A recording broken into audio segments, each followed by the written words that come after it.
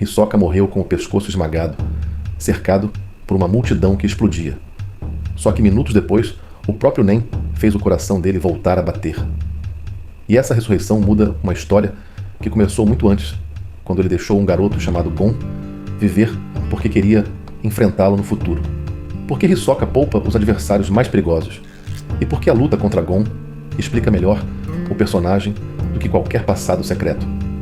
Do Exame Hunter ao Black Whale, a resposta está na regra, que ele escolheu quebrar. Aqui entram spoilers completos do anime e do mangá, publicado até o capítulo 413, lançado oficialmente em 12 de julho de 2026. A gente vai separar o que Togashi colocou na obra, o que as duas adaptações acrescentaram e o que nasceu como teoria de fórum. Primeiro vem a dívida com Gon, depois a trupe fantasma Grid Island, a luta contra Crollo e o retorno no navio. No final dá para entender por que Hisoka parece caótico, mas quase sempre está tentando controlar o palco. O começo canônico de Hisoka é um vazio deliberado.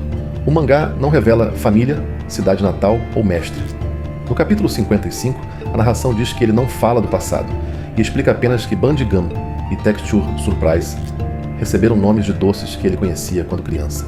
A versão de 1999 acrescenta a ideia de uma infância pobre, mas isso pertence à adaptação. E existe ainda a origem desenhada por Sui Ishida. Ela é interessante, só que não substitui a continuidade escrita por Togashi. O mistério não é uma falha da ficha, é parte da ameaça. Quando Gon encontra Hisoka no Exame Hunter, o mágico já chega como candidato número 44 e como alguém que havia sido desclassificado no exame anterior por violar as regras. Ele não busca licença, dinheiro ou prestígio do mesmo jeito que os outros. Hisoka usa o exame como catálogo de adversários. Quem parece fraco pode morrer. Quem demonstra potencial recebe tempo. Gon, Kurapika e Leório sobrevivem porque ele enxerga possibilidades diferentes em cada um. A crueldade continua ali, mas existe um critério. Hisoka não desperdiça uma luta que ainda pode amadurecer. Na quarta fase, Gon sorteia justamente a placa de Hisoka. Ele acompanha o alvo por horas e consegue roubá-la no instante em que Hisoka ataca outro candidato. Só que Gon também é surpreendido e Hisoka recupera a placa para ele. O gesto não é bondade. Hisoka recusa a devolução, acerta Gon e cria uma dívida. Um dia, o garoto precisa devolver o golpe e a placa com a própria força. Essa é a primeira regra entre os dois. E eu quero saber sua opinião. Hisoka está protegendo Gon ou apenas cultivando um adversário para o próprio prazer? Comenta, porque a Torre Celestial responde metade disso.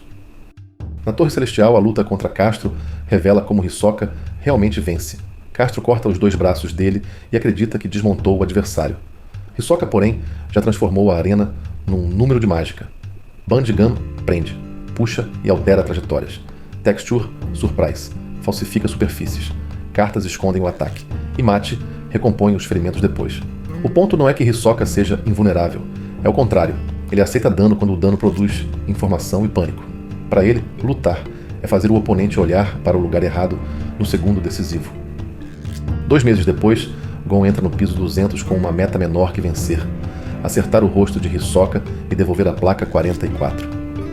Nos episódios 35 e 36 do anime de 2011 e nos capítulos finais do volume 7, o combate começa com Gon quebrando o piso e usando a pedra como distração. O soco entra limpo. Gon caminha até o centro, entrega a placa e apaga a humilhação do exame. Hisoka não fica furioso. Ele fica satisfeito porque a fruta que decidiu poupar finalmente mostrou o crescimento diante de uma arena inteira. Depois do soco, Hisoka toma o controle. Ele prende Bandicam em Gon sem revelar imediatamente o ponto de contato. Puxa o garoto para os golpes e usa até um pedaço do piso para desviar sua atenção. O placar chega a 9-4 e termina em 11-4, com vitória de Hisoka por nocaute técnico. Só que o resultado conta 2 histórias. Hisoka vence a luta oficial. Gon vence o objetivo que carregava desde o exame. E Hisoka encerra, prometendo que, na próxima vez, o combate será no mundo real e com a vida dos 2 em jogo. Em York New, Hisoka leva o mesmo método para a trupe fantasma. Ele ocupa o número 4, mas a tatuagem da aranha é uma falsificação feita com Texture Surprise. Seu interesse não está no grupo, está em Crollo, Por isso ele alimenta Kurapika com informação, altera a própria previsão e empurra os dois lados até conseguir isolar o líder. Quando Kurapika sela o Nen de Crollo, Hisoka simplesmente perde o interesse no duelo imediato. Essa passagem deixa uma coisa clara: ele pode cooperar com heróis ou criminosos, desde que a aliança aproxime a luta que deseja. Grid Island leva essa contradição ao limite. Hisoka entra no jogo procurando um exorcista capaz de devolver o Nen a Crollo, mas acaba recrutado para a partida contra Razor. No Dodgeball, ele luta ao lado de Gon, Killua, Biscuit e Goreino, usa Bandicam para capturar a bola e aceita ferimentos para fechar a jogada. É uma das poucas cenas em que o trio funciona como equipe. Mesmo assim, a amizade é só aparência. Gon quer avançar no jogo. Hisoka quer recuperar o adversário que escolheu. Os caminhos coincidem por alguns minutos, nada além disso. Agora vem a mudança que prepara a fase mais sombria. Enquanto Gon está entre a vida e a morte, Hisoka não corre para salvá-lo. Ele se junta a Illumi na perseguição a Killua e a Luca, mata Goto e elimina caçadores que entram no caminho. O mesmo homem que preservou Gon no exame aceita colocar a salvação dele em risco. Por quê? Porque Hisoka nunca protegeu uma pessoa. Ele protegeu a possibilidade de uma luta futura. Quando a possibilidade muda, as alianças mudam junto. E logo depois, Crollo finalmente oferece o duelo que ele esperou por anos. Nos capítulos 351 a 357, reunidos no volume 34, Hisoka entrega a Crollo quase tudo: tempo de preparação, escolha do local e uma arena cheia de espectadores. Crollo ainda declara que montou uma combinação capaz de garantir a vitória. Cópias da multidão cercam Hisoka, marcas de sol e lua transformam corpos em bombas, antenas controlam pessoas, e o verdadeiro Crollo ataca apenas quando o tabuleiro permite. Hisoka continua calculando e improvisando, mas desta vez ele está sempre uma decisão atrás. A luta termina sem honra esportiva, sem plateia segura e sem espaço para o mágico controlar o truque. Depois da explosão, Mate encontra Hisoka sem pulso. Antes de morrer, porém, ele havia ordenado que Bandicam comprimisse coração e pulmões quando o combate acabasse. O mecanismo funciona. Hisoka acorda, usa a própria aura para reconstruir partes danificadas e anuncia uma regra nova: não vai mais esperar as aranhas escolherem quando lutar. Kortop e Shalnark são mortos antes de recuperar suas habilidades. O duelo que Hisoka tratava como esporte particular vira uma caça sem arena. Crollo venceu a batalha, mas também criou um inimigo que parou de conceder preparação.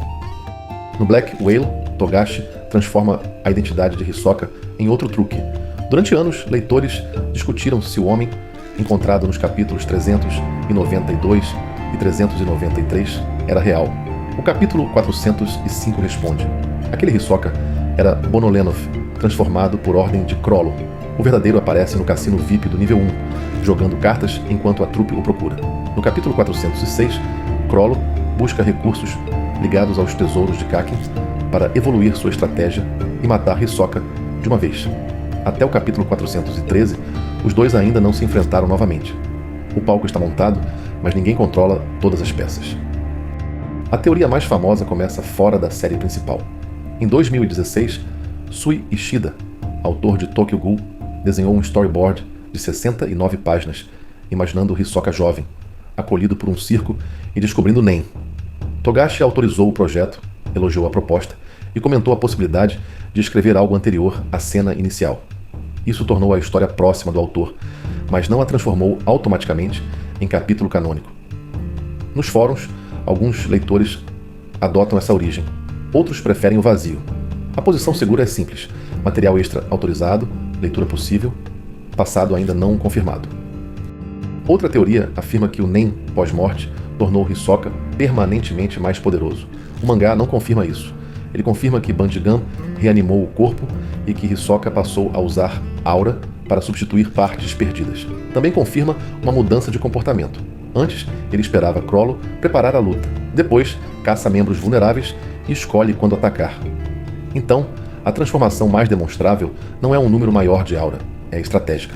Hisoka aprendeu da pior forma que entregar o palco ao adversário pode ser mais perigoso do que qualquer diferença de força. Resta a pergunta do navio. Como o Hisoka real chegou ao cassino VIP do nível 1? No capítulo 405, Crollo deduz que ele pode ter recebido convite de alguém ligado aos príncipes. Leitores propõem patrocinadores, acordos secretos e até uma infiltração calculada para aproximá-lo da Guerra de Sucessão. Até o capítulo 413, nenhuma dessas respostas foi confirmada. Me conta qual teoria faz mais sentido para você.